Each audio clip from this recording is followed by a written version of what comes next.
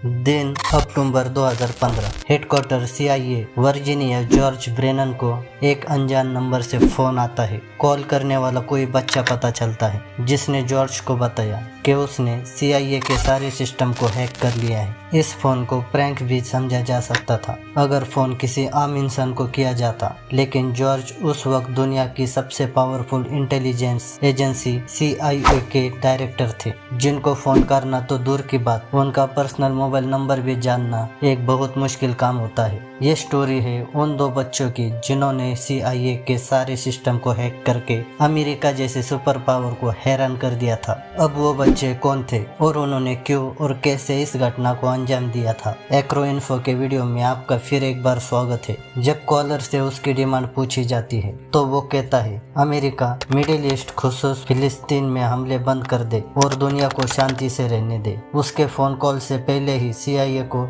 मालूम पड़ गया था कि उनका सिस्टम हैक हो चुका है। ये हैकिंग अमेरिका को क्या नुकसान पहुंचा रही थी, इसके बारे में आपको वीडियो में पता चलेगा। कॉल खत्म होते ही पूरे अमेरिका गवर्नमेंट में और CIA में भगदौड़ मच चुकी थी, क्योंकि एक बच्चे ने इतने बड़े इंटेलिजेंस एजेंसी को हैक किया था। ये CIA एजेंसी के लिए काफी शर्म की बात थी। CIA के एजेंट सिर्फ इसी चीज में अपनी हार मानते हैं अगर उनकी सिर्फ आइडेंटिटी डिस्क्लोज की जाती। यहाँ तक कि वर्जीनिया में CIA हेडक्वार्टर्स के अंदर स्टारबक्स की एक ब्रांच है जो ऑफिसर्स को जिस कप में कॉफी देते हैं उस पर भी कोई लोगो नहीं होता और ना ही किसी एजेंट का नाम लिखा होता है। इसकी वजह यह है कि उन कप्स को ट्रेस करके एजेंट्स तक ना पहुंचा जा सके। अब आप अंदाजा लगा लो, जो CIA छोटी छोटी चीजों में इतनी सावधानी रखती है, इनके लिए उनका सिस्टम हैक होना कितनी बड़ी बात होगी। इन्वेस्टिगेशन शुरू हुई तो पता चला ये फोन अमेरिका से काफी दूर इंग्लैंड शहर के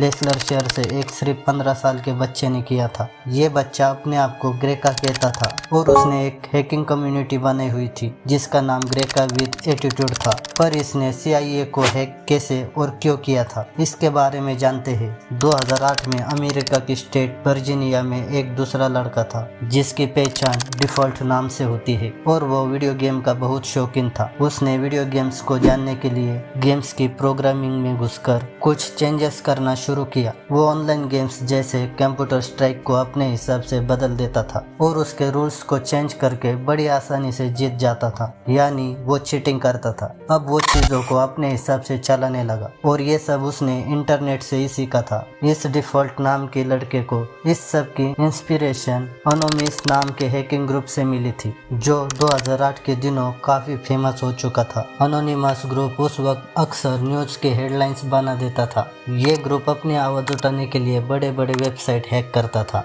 और उन पर अपनी मर्जी का मैसेज लिखा करता था। ये सब देखकर डिफॉल्ट अनोनिमस ग्रुप से काफी इम्प्रेस हुआ और उसने भी हैकिंग की दुनिया में कदम बढ़ाना शुरू किया। डिफॉल्ट ने धीरे धीरे छोटी छोटी वेबसाइट को हैक करना शुरू किया, लेकिन वो कुछ बड़ा करना चाह रहा था। इसके लिए उसको भी किसी हैकिंग ग्रुप की जरूरत थी। तभी डिफॉल्ट एननशेक नाम के एक हैकिंग ग्रुप में शामिल हुआ। ये ग्रुप पहले भी कई सारी वेबसाइट हैक कर चुका था, लेकिन ये हैकिंग ज्यादातर पॉलिटिकल पर्पस के लिए की जाती थी। एननशेक ग्रुप बॉटनेट का इस्तेमाल करते थे, यानी वो इंटरनेट वायरस बनाकर फैलाता था और जिस भी कंप्यूटर में वो वायरस जाता था वो एननशेक के कंट्रोल में आ जाता था। वो सारे कंप्यूटर्स जिसमें वायरस होता है उसको बॉट मतलब कंप्यूटर के उस पूरे नेटवर्क को बॉटनेट कहते हैं, क्योंकि एननशेक का मेंबर होने की वजह से डिफॉल्ट के पास भी इस बॉटनेट का एक्सेस था और उसने देखा इस बॉटनेट में एक कंप्यूटर ऐसा है जो कनाडा के एक मेडिकल कॉलेज का था। डिफॉल्ट ने उस कंप्यूटर पर थोड़ी मेहनत की और उस मेडिकल कॉलेज के फाइनेंशियल रिकॉर्ड तक पहुंचा और उसने देखा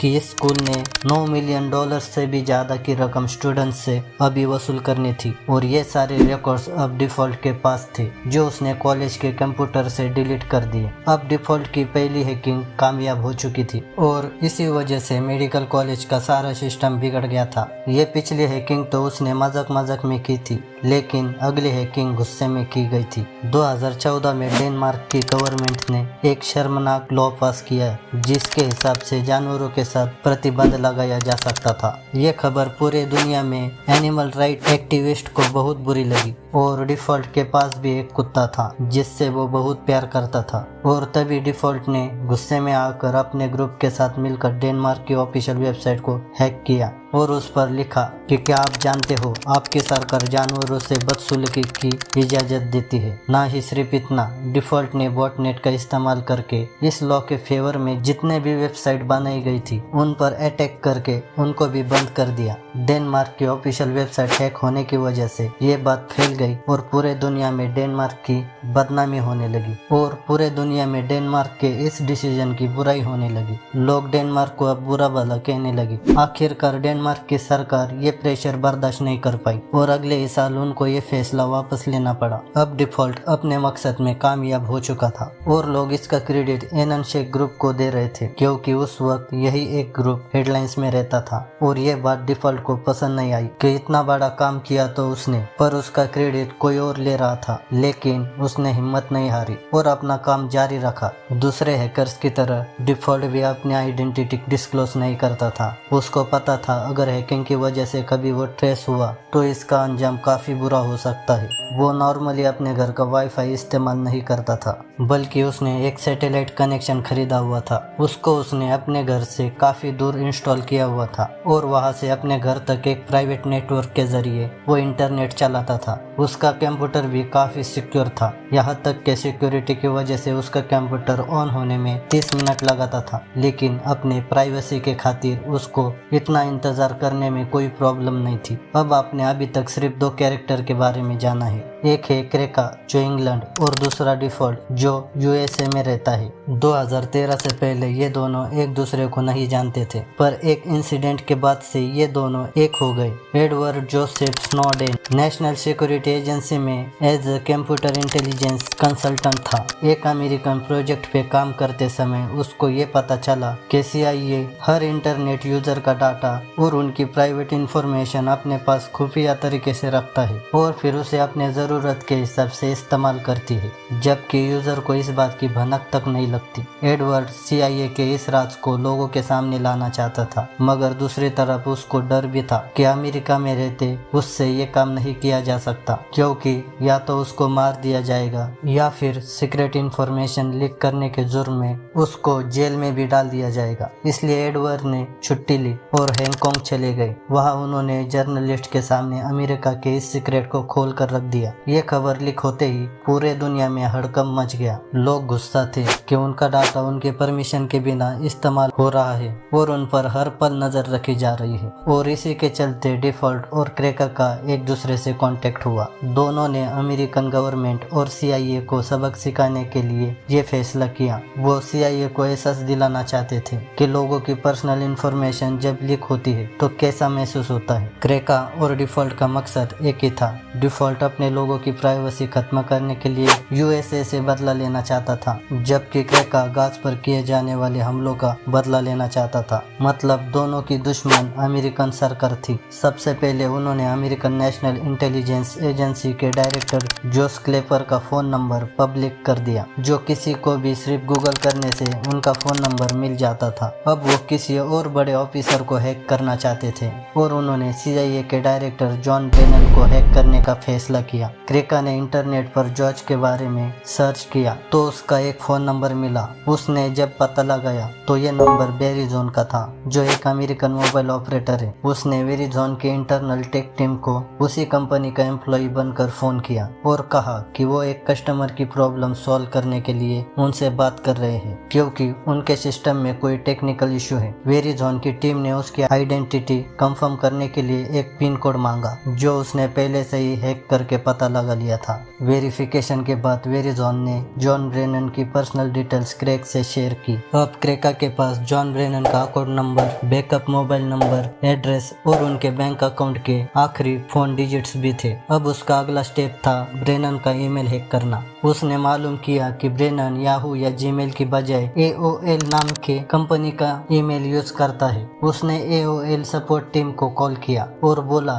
कि मैं अपना पासवर्ड भूल गया हूँ, उसको रिसेट करवाना है। AOL सपोर्ट के मेंबर ने कंफर्म करने के लिए बैंक अकाउंट कार्ड के आखिरी 4 डिजिट पूछे, जो क्रेका के पास पहले से ही मौजूद थे, और इसी वजह से क्रेका ने फौरन उस ईमेल एड्रेस का एक्सेस पा लिया। अब CIA के डायरेक्टर का पर्सनल ईमेल अकाउंट क्रेका के पास था और उसने जॉन ब्रेनन का प्राइवेट ईमेल अकाउंट खोला, जिसमें सारे इम्पोर्टेंस और टॉप सीक्रेट डॉक्यूमेंट्स थे। दूसरे CIA ऑफिसर्स का डाटा, उनके सोशल सिक्योरिटी नंबर्स और गवर्नमेंट से मिलने वाली इंस्ट्रक्शंस। तब तक ब्रेनन को भी खबर हो चुकी थी, उसका ईमेल अकाउंट हैक हो चुका है और उसने तुरंत अपना अकाउंट बंद करवा दिया। मगर काफी देर हो चुकी थी क्योंकि क्रेका ये सारा डेटा अपने पास डाउनलोड कर चुका था। क्रेका ने एक एक करके सारे ऑफिशियल डॉक्यूमेंट्स पब्लिश करना शुरू किए, जिसके वजह से पूरे अमेरिका में हड़कंप मच गई। पूरी दुनिया में CIA एजेंसी की बदनामी होने लगी। उनके लिए हैकर्स को पकड़ना एक मजबूरी बन चुका था। अब वो हर कीमत पे जल्द से जल्द उनको पकड़ना चाहती थी, लेकिन वो कोई भी सुराग पता नहीं लगा पाई।